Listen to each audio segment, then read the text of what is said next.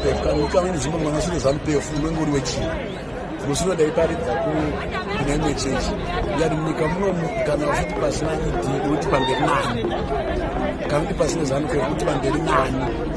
Zimbabwe is in the hands of ZanuPF and ZanuPF. There is ZanuPF.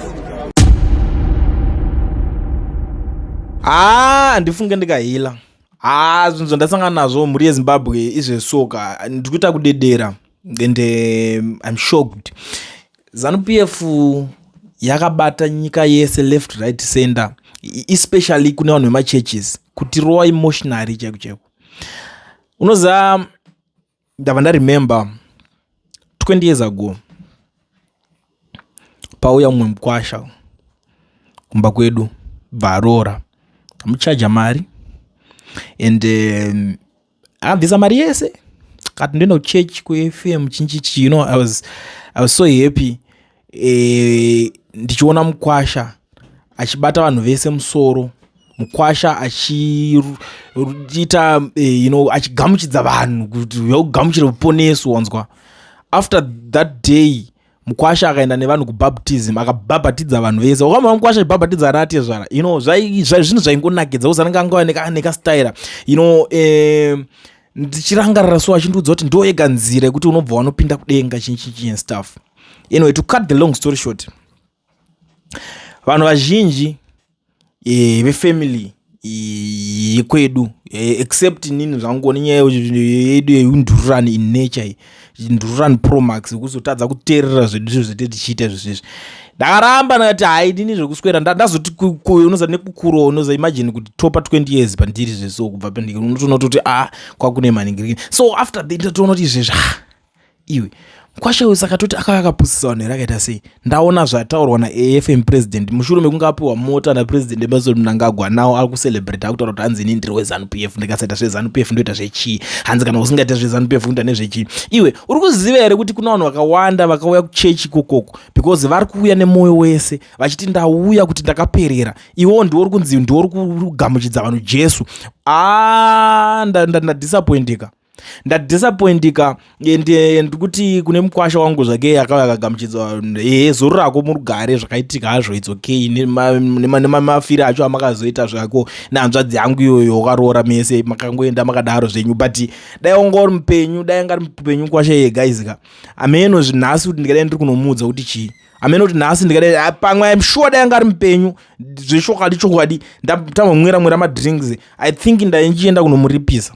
I'm telling you the truth.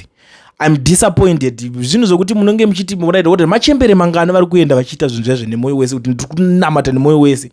And then ari kuzvita president wechechi yacho ataura kuti kana usingasapote nigirikini zanu uri wechi.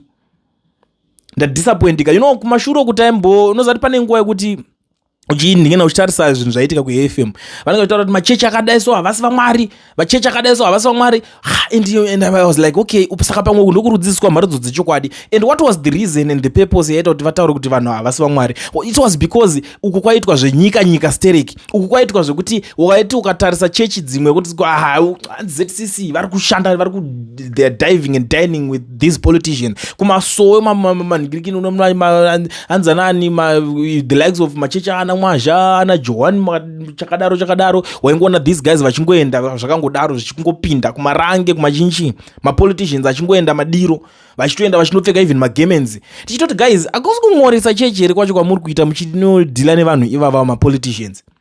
But nhasi ndasvika pakunyarara kusvika pekupedzisira. I don't think kuti there is any church yasara yekuti tingashanongedzera except church ya anonzani that guy maybe he's not yet that connected, but panofamba nguva tichatoziva zvakutyisa kuti uchitrust machechi. Chechi yacho wenga yachete I think ndo yega isati yapindwa nemapoliticians ivo vakaita zvavanoita.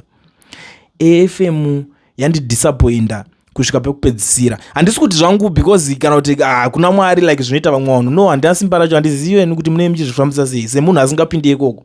But kusvika pakuti president wacho because kana wakutonzi president I believe kuti murengi yezvemweya ndiwe wacho unonge uchinzwikwa kana mwari wacho wechechi yechu yenyu yacho iyo ndiwe unotoonesa vanhu kuti right kunoku ndokwazvinotangira, mwari ari kutaurira panapa, vamwe vese munozoita uchitapurira. Ndiwe unonge wakatoordena most of the church members, most of the elders, most of the pastors in that church kureva kuti mwari wacho anga ari kusvikira pauri iwo. Because ndiwe mukuru wayo. and then uudza vanhu kuti kana usingaite zvenhingiriro nokuita zvechii. Munonyatsoiziva mushi here ZANUPF yamuri kuswera muchiita zvekuningina nayo nhasi?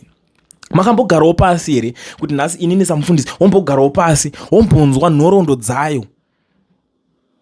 Uri kumbonyatsoziva here zvimwe zvinhu zvakamboitika pagore ra2008 apa? Wakambonyatsonzwa here kuti chii chainyatsoitika nekuda kwethis political party yamukutaura nezvayo? Uri kuzviziva here kuti kune umwe munhu izvezvi wekuti inherera akaurayiwa because of this political party yamuri kuindoza? Kana usingasimbise iyo uri kusimbisa chii? Uri kumbozviziva here izvezvi kuti kune vanhu vekwadzamara kwavasi kutoziva kuti zvakafamba chii chakanyatsoitika because of munhu akambonigirikirwa nekuda kwemapoliticians vari greedy vethat political party iyoyo? Uri kuzviziva here izvezvi kuti kune vamwe vanhu vari kutya kudzokera kuZimbabwe because of that political party iyoyo? And then nhasi munongobuda motaura kuti zvoni kana usingasapoti nigiriki nekuda kusapota chii? Guys, like, are you serious nezvinhu zvamuri kuita izvozvizvi? Unyatsori serious? I understand, I know kuti history will judge you harshly zvekutodaro. Saka tichati kudii? Tichataura kane hama neshamwari, our loved ones. Hazviri sei nhingi wangu mbotipawo kana mari tabonigirikina toda unobvisa chegumi kuchechi, and then muda kuzotita isusu vanhu vakashata. Maybe isusu pamwe ndisu tonzi mimi vekusatenda vekusaziva. But what is good about that political party? Nditaurireka, ndiudzei mimi what is good about these guys vari kuita zvinhu maitiro avanoda ivo. Wotaura ndezvamwari, ndezvamwari izvozvo. I'm disappointed. Ndarwadziwa kusvika pekupedzisira. Wopedza ramba kubata meno pamwe kuti ndongosvika pakutongoedza ndakagara panapa. Because wopedza cho ndorarire chii? Ndorarire chii? Ndichinatsofunga inini kuona vanhu vegeneration yedu, our age group, vari kuparara kurohwa nezvinodhaka chazvo vatochinja kuita ma-unfocused youths. Zviri kundirwadza kuona age yekuti ana baba vechidiko kuti arifanira kunge achiriritira mhuri zviri kuitika zvizhinji. Vamwe vakabuda even munyika macho kuti nekuti because kana kuti aita kutotsvaga even magreener pastures vakapararira kunze uku.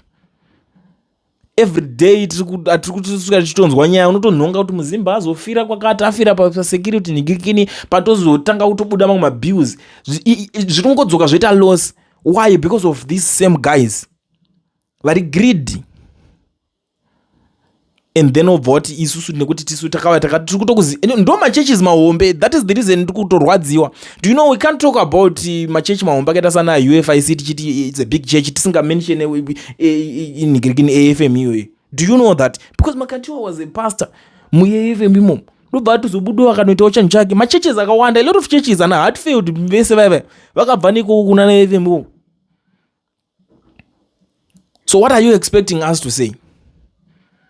Muda kuti expect kuti tibude tizonza these guys they're just the haters. They hate. Muri kungovenga. But you want to provoke us. You want to prove us wrong, handiti? Zviriko. Kulian TV, Team VAT. Asi vanhu vachishamsika.